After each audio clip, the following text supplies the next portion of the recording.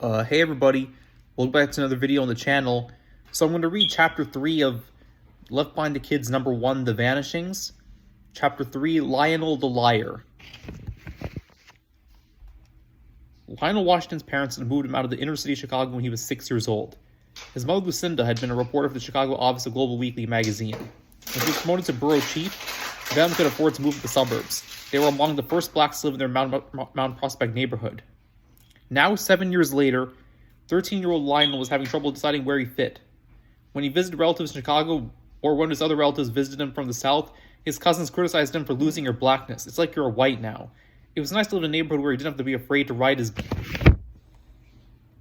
bike anywhere, run with his friends, even after dark. And Lionel enjoyed having more things than he used to when he was smaller.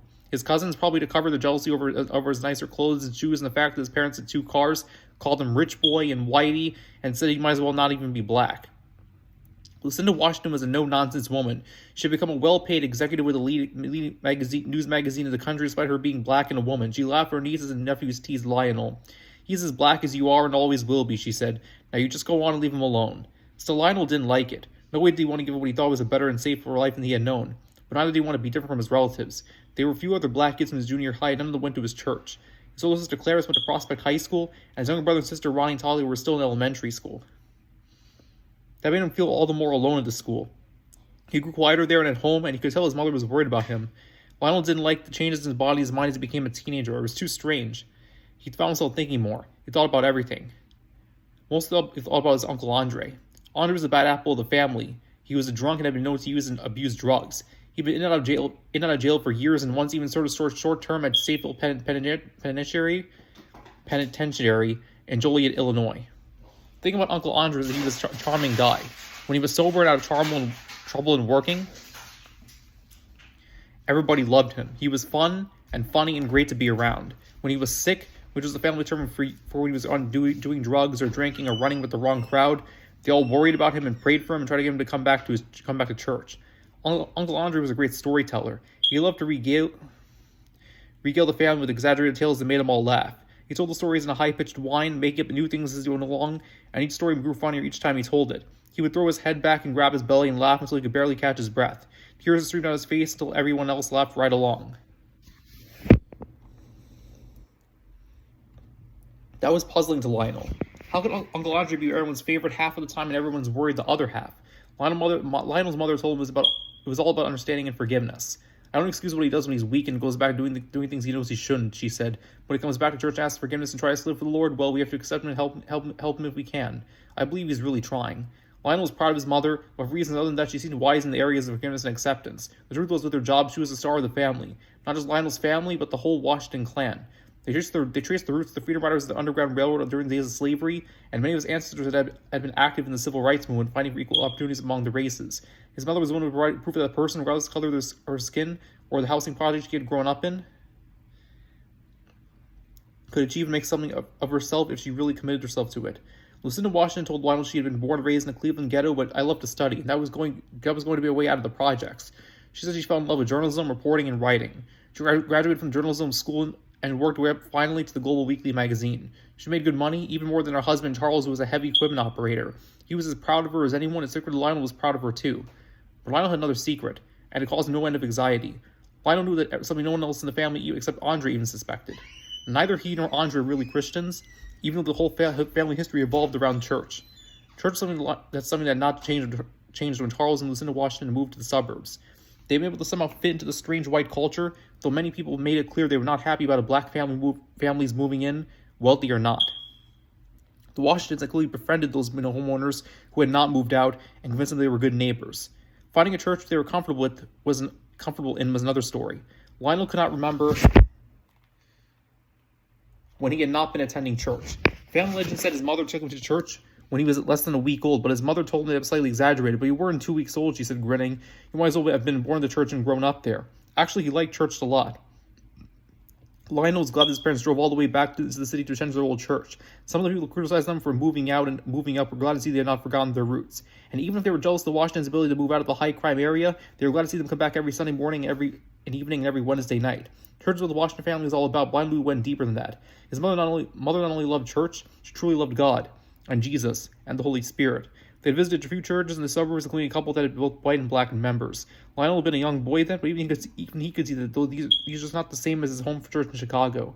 Those people didn't seem to have any spirit, his mother assured him. They are certainly true believers. I don't question their salvation for a second, but I need to go to church where people don't mind expressing themselves. If I was to jump and shout praises or sing at the top of my lungs or sway to the music or even dance to the aisles, I wouldn't want to worry about what someone thinks. Lionel knew what she was talking about. He loved to clap and sing and sway, and while he did not dance to the aisle, he enjoyed watching people who did. The services at the church were long and loud and enthusiastic. People were happy and joyful. He was as happy as anyone when his parents finally realized they would not find their kind of church in their new neighborhood. So Lionel had the best of both worlds. He lived in a safe place, went to good schools, learned to work and earn and save, but also had whatever he really needed, and he got to go back home for church twice a week. Every Sunday, his family stayed with relatives between the morning and evening services. One week while staying with his grandparents, Lionel got to spend a lot of time with Uncle Andre. Lionel rode along while Andre picked something up at the store. When Andre came out, Lionel was surprised to see him followed closely and quickly by two other men about Andre's age. Obviously not noticing Lionel at first, one of them said to Andre, "You hear what I'm saying? You get us that money by Friday, you disappear." Andre immediately smiled and just slapped hands with them, nervously introducing them to my big sister's little boy. Lionel shook hands with them, but he was scared. He tried not to have heard, but those guys had clearly just threatened Uncle Andre. They just drove back to the neighborhood and Lionel asked him about it. "Them?" Andre said. "Oh, they're just friends. They were having fun with me." "It didn't sound like it," Lionel said. "I don't like them. They scare me." Andre pulled to the curb several blocks from his parents' home. He took a deep breath and told Lionel, "You're right.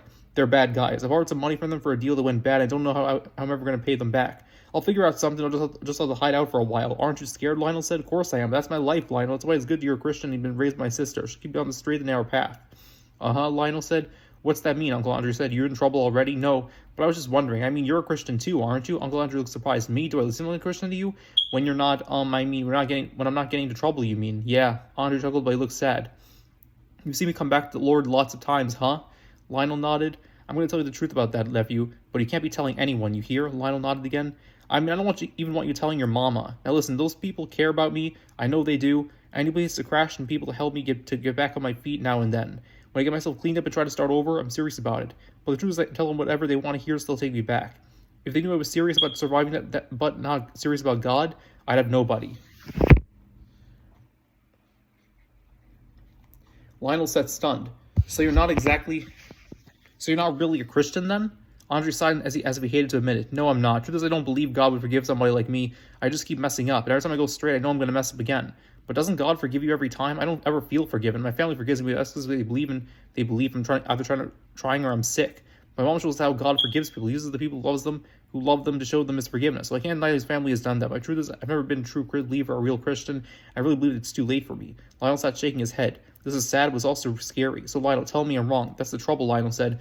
"I don't know because I think I agree with you." "That's not what I wanted to hear," Andre said. "I was kind of hoping you were still young enough to believe.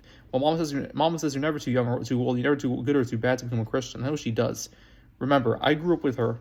What do you mean by saying you agree with me?" Lionel was trying to say it without coming right out with it. Never really become a Christian either. Andre squinted at him and smiled. "So we're the two secret heathens in the Washington family?" Lionel does not find it funny. Lionel